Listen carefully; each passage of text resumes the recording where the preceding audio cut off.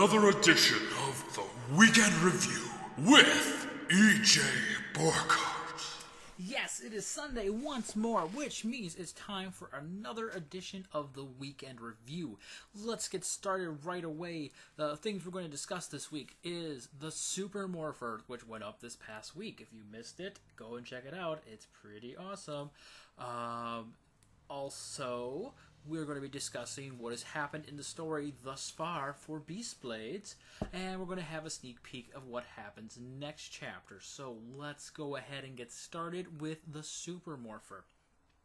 So this week it starts out with Ryan in the library with Kari.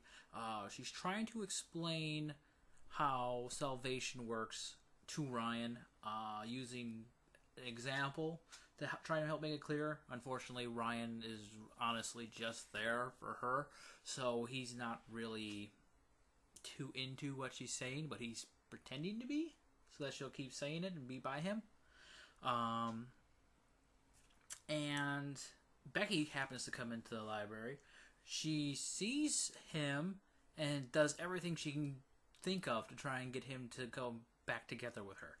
Then she notices that he's there with Kari, and she tries to beat her up because she thinks that Kari stole Ryan from him, or her.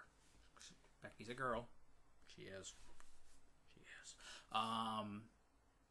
She gets dragged away by campus security. Kari goes away because she's just been embarrassed in public, and Ryan goes back to his dorm to discover that Lori Boley approached Jordan in his lab and told him, well, there's people coming after you. I'm here to protect you, to make sure they don't get you. He goes with her. She destroys his phone, and they go to a warehouse where she then calls Spider and tells him, I have Jordan Goddard, who I know you're looking for. I'll sell him to you for $50,000. Spider's not happy about this, but he agrees because he needs Jordan. Men come pick up Jordan, and Lori gets her money and leaves town. And Ryan returns to his dorm, finds out that the guys who were looking for Jordan destroyed their dorm, so he calls the police. Police are looking into it. Ryan goes around campus looking for him. Can't find anything, so he's going to scour the streets as the Super Morpher. Meanwhile, Spider's interviewing Jordan, and basically Jordan says he has no idea what he's talking about. He may have worked with the Super Morpher, but he'd have to check his records back at his lab. So Spider decides, let's change tactics, tells the Super Morpher either show up in 2 hours or Jordan dies. And Ryan goes to the police, makes a plan with them, saying, I'm going to go there, I'm not going to do what he says, and he's going to try and destroy the city. So I need you guys to be all around the city to try and help me prevent the city from being destroyed, to fight these gang members. Police agree, and then Ryan goes to confront the Spider. Gets up there, basically comes down to work for me, no, okay, then Jordan's going to die and the city's going to be destroyed, no, and Ryan grabs Jordan and jumps out of a window at the top of an 80-story building. And they start to fall, and that's where the chapter ends for this week, or this month.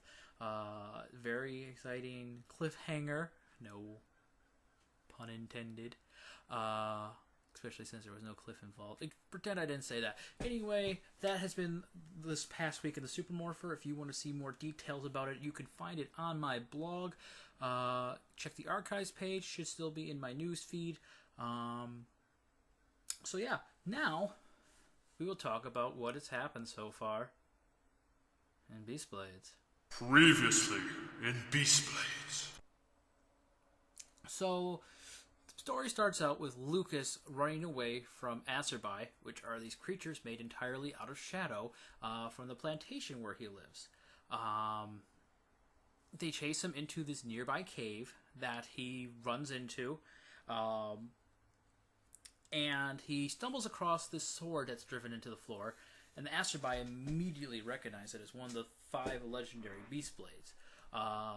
Fortunately for Lucas, Paulos, an elderly man, just happens to be going by and sees the Acerbi chase Lucas into there, and he goes inside to try and help him out.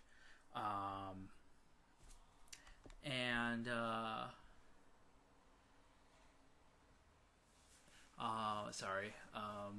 he fights off the Acerbi, and one escapes to go and tell the evil Lord Geraldo, who has taken over the country of Malor, about what is going on. That the legendary beast blade has been found, that there's a young boy who's going to be going around gathering them. And so he sends one of his best generals, General Kane, to go and get him. Meanwhile, Apollos is explaining to Lucas the fact that he found this beast blade means that he's been chosen to find all 5 legendary beast blades and defeat Geraldo. Lucas is afraid and confused, and agrees to travel with Apollos.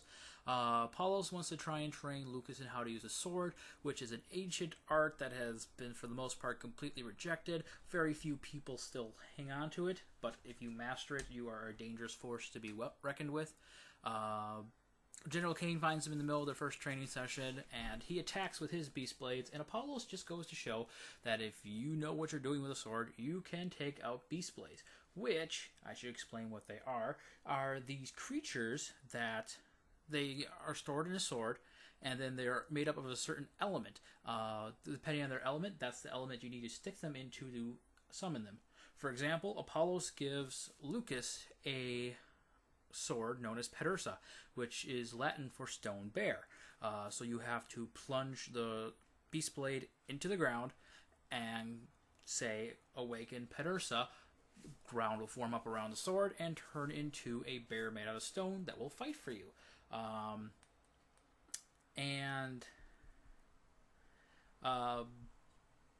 Apollos is able to take out all of General Kane's beast blades, and General Kane escapes, goes to tell Geraldo, "Oh, I underestimated them, but next time I'll do better." He is given one chance to beat him.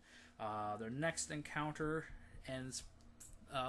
starts out, General Kane is just overwhelming them with Acerbi and beast blades, and they're about to be completely destroyed. They've summoned everything they can except for Pyra Equine, legendary beast blade of fire, little horsey. When an old man and a young girl happen to be coming down the road on a wagon. They see people in trouble. They try to rush to their side.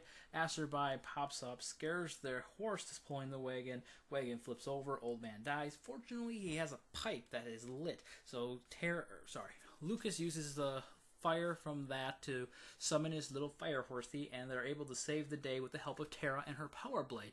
Power blades are little daggers. You slash or stab a beast blade with it, and whatever power it has, in this instant wings, is granted to the beast blade. So we have Pet Ursa flying around, tearing up the battlefield. Wings only last as long as you have energy to supply to make them appear, so there is a cost for using them.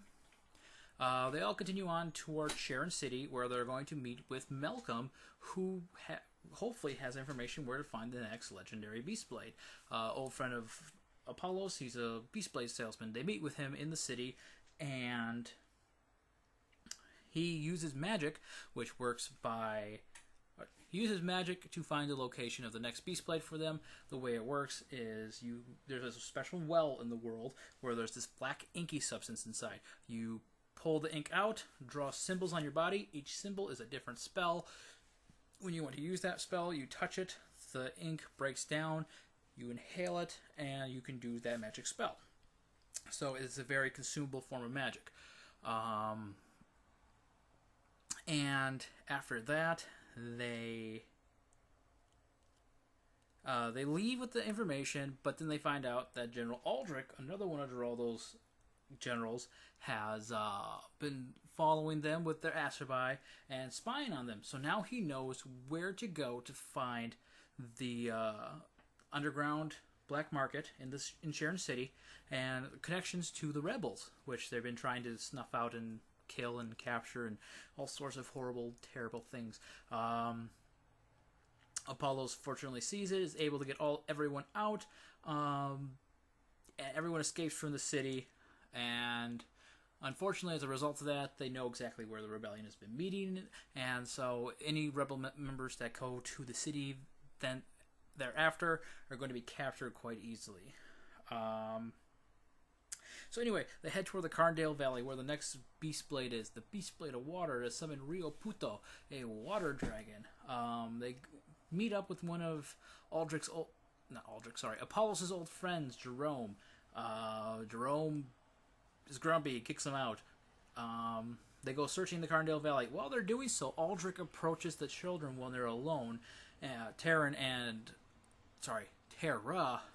Lucas, that is, and tells them half-truths about Apollos' past to try and get them to not trust him, so that when they do find the Water Beast Blade and Aldrich attacks them, they won't be trusting each other and they won't be working together as well as they could be. As a result, Aldrich gets the Beast Blade and escapes. Apollos finally reveals that he was the guardian of the Shadow Sanctuary, which is the place where the Shadow Beast Blade was kept. The very one that Geraldo is using. Aldrich was his apprentice to become the next guardian. Geraldo was his son, and he took the sword and has been trying to conquer the country ever since. And it's his duty to stop them. But the reason why they need all 5 legendary Beast Blades is because while whoever has the Shadow Sword is immortal and invincible, so can't kill him, can't really hurt him too terribly bad. And so they finally chase down Aldrich, who is riding on a raft in the middle of this river. Lucas and Apollos jump onto the raft to fight him. They hit a bump or a mud flat in the middle of the river, and Lucas gets knocked headfirst onto a stone into the river and is washed away. Everyone's convinced he's dead, and he took the 2 legendary Beast Blades with him. They decide at that point that instead of killing Aldrich, because he's really sorry about what he did, that he can join them, and they're all going to go help the rebellion to kick Geraldo out of the Falance province. On the way back, they stop in Sharon City with Apollos and Terra pretending to be prisoners of Aldrich on their way to be delivered to Geraldo. Acerbi are like, we're not waiting, or they're only doing this so that they can stop and get supplies and get their wagon repaired. But the Acerbi are like, hey, look, prisoners for Geraldo, let's take them to him. That'll make him happy. And unfortunately, Aldrich has to leave earlier than he intended, wakes up with a really bad hangover and no idea what happened last night, but a note suggests he had a pretty good time. He chases after them, finds out that Terra managed to escape, and a different group of Acerbi are chasing them down. He's able to free Apollos, has to kill all the Acerbi because they don't follow orders, and when he says, go back to the city, because they want to help. They really want to help. And so then Apollos and Aldrich track down Terra finally, free her, and they all head off to the rebellion. The rebellion is very, very suspicious because they had recently been revealed that someone had been spying on them from inside their own ranks, so they're not sure they want to accept any new recruits. But on Terra's recommendation, they do allow them to come in and to work with them. And while they're doing so, Aldrich looks over their battle plans, comes up with a whole new strategy for them for fighting General Elimus, the magic specialist of Geraldo's. And unfortunately, while doing that, they figure out, hey, this guy is General Aldrich. Let's figure out what we're going to do with him. And Aldrich and Apollos are taken prisoner by the rebellion.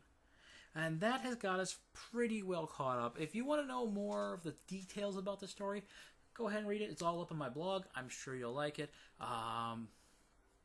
And for your sneak peeks for next week, the rebellion is going to decide to work together with Aldrich and Apollos. They still don't fully trust them, but they then mount their first major attack on General Elimus. And you're just going to have to come back next week to see how that went. That has been the Weekend Review. As always, if you have any questions for me, leave them in the comments section down below. I promise to answer them in my next video. And it may be love that makes the world go round, but it is stories that makes the trip worthwhile. Thank you all for coming out. Leave a like if you like what you saw. Have a great week. Bye.